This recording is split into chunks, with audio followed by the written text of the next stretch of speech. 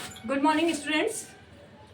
आज फिर मैं नई क्लास लेकर के आई हूँ। आज हमारी क्लास है 5 और इसके अंतर्गत हम फिर कुछ महत्वपूर्ण राग आपके सामने लेकर आए हैं। महत्वपूर्ण रागों को आप अगर इन्हें बार बार पढ़ेंगे तो इनमें से ही आपके जरूर क्वेश्चंस लगेंगे। और कुछ राग इनमें ऐसे हैं जो मैं आपको इम्पोर्टेंट बता दूंगी कि किस राग को आपको ज़्यादा करना है। वो राग बहुत ही आते हैं, बार बार टीजीटी पीजीटी हर एग्जाम में पूछे जाते हैं।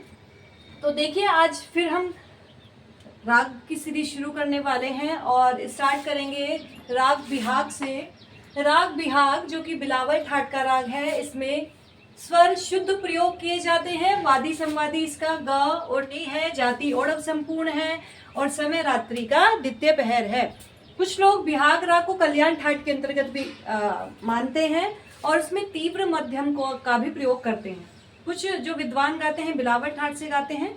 बिलावल ठाट से जो विद्वान गाते हैं वो सभी शुद्ध स्वरों का प्रयोग करते हैं, लेकिन जो विद्वान कल्याण ठाट से गाते हैं उसमें तीव्र मध्यम का आंशिक मात्र प्रयोग कर देते हैं अवरोह में आते वक्त। तो ये कल्याण ठाट में चला जाता है, क्योंकि कल्याण ठाट की विशेषता ही होती है कि उसमें मध्यम तीव्र प्रयुक्त किया जाता है। तो राग Bihag is very important for TGT PGT all exams. आप इसको जरूर तैयार करिएगा। इसकी वादी है गा, संवादी है नी, जाति ओढ़व संपूर्ण, समय रात्रि का द्वितीय पहर। भूपाली राग जो है, भूपाली राग आप शुरू से ही पढ़ते आ रहे हैं। जब हमारा प्रभाकर शुरू होता है 11th-12th में भूपाली मिलता है, तो ये भी कल्याण ठाट का राग है और इसका जो स्वर है वो है शुद्ध स्वर। इसमें प्रयोग किए जाते हैं सारे। वादी गा है, संवादी धा है। भूपाली से वादी संवादी बहुत पूछा जाता है, तो भूपाली के वादी संवादी आप जरूर ध्यान रखना। जाति है इसकी ओढ़व, समय है इसका रात्रि का प्रथम पहर। भोपाली में जाते हैं ना सारे गापा धासा, है ना, तो इसमें वर्जित स्वर हो गए माँ और नी, इसलिए इसकी जाति हो गई ओढ़व।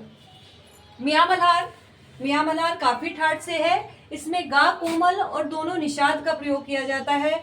वादी माँ है, संवादी सा है, जाति है इसकी संपूर्ण शारव और इसका समय है मध्य रात्रि। जैसे कि मैंने आपको बताया मध्य रात्रि यानी कि बीच मध्य में बीच यानी कि रात्रि का द्वितीय पहर। 4 पहर में बांटा गया है दिन को और रात को, तो ये मध्य रात्रि का है, रात्रि का द्वितीय पहर।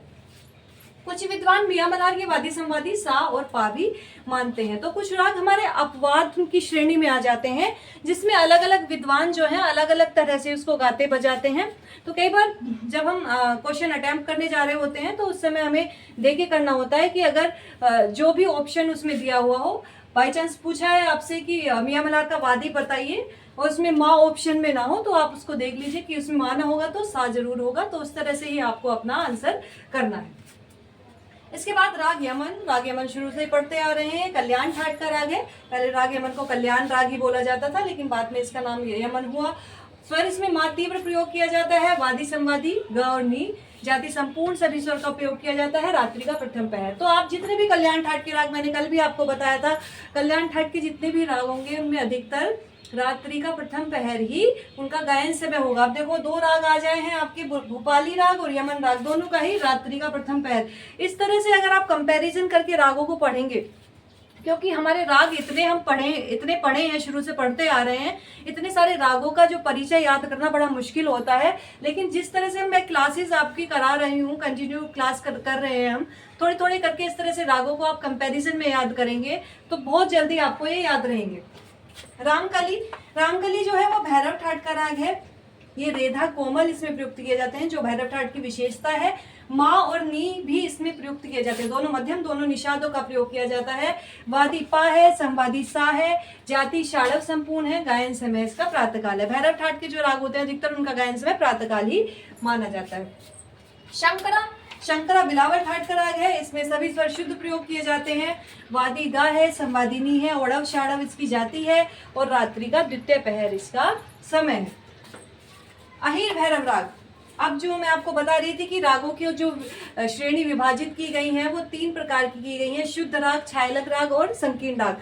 जो हमारा अहीर भैरव राग है, ये 2 रागों से मिलकर के बना है, भैरव राग और काफी राग।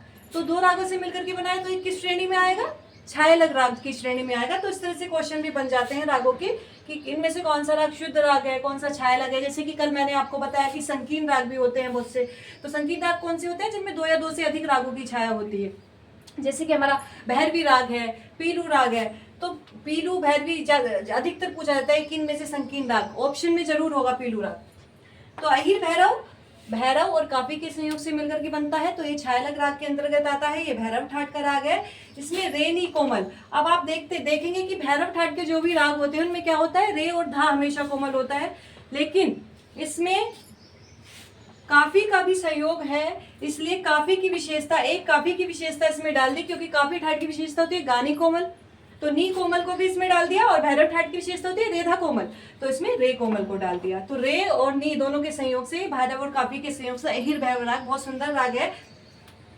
एक मूवी भी है उसमें, अलबेला सजन आयोरी, कौन सी मूवी है, सलमान खान की और ऐश्वर्या राय की, उसमें बंदिश भी गाई हुई है, इसी राग की है, वो सुनना बहुत अच्छी है। तो वादी माँ संवादी सा है इसका, जाति इसकी संपूर्ण है, और उसका गायन समय प्रातःकाल। जैसे कि मैंने आपको बताया कि भैरव ठाट के जितने भी राग होते हैं, अधिकतर रागों का जो समय होता है वो प्रातःकाल होता है, और भैरव ठाट ही संधि प्रकाश राग में आता है। प्रातःकालीन संधि प्रकाश राग में भैरव ठाट आता है, जिसका समय गायन समय 4 से 7 बजे का होता है।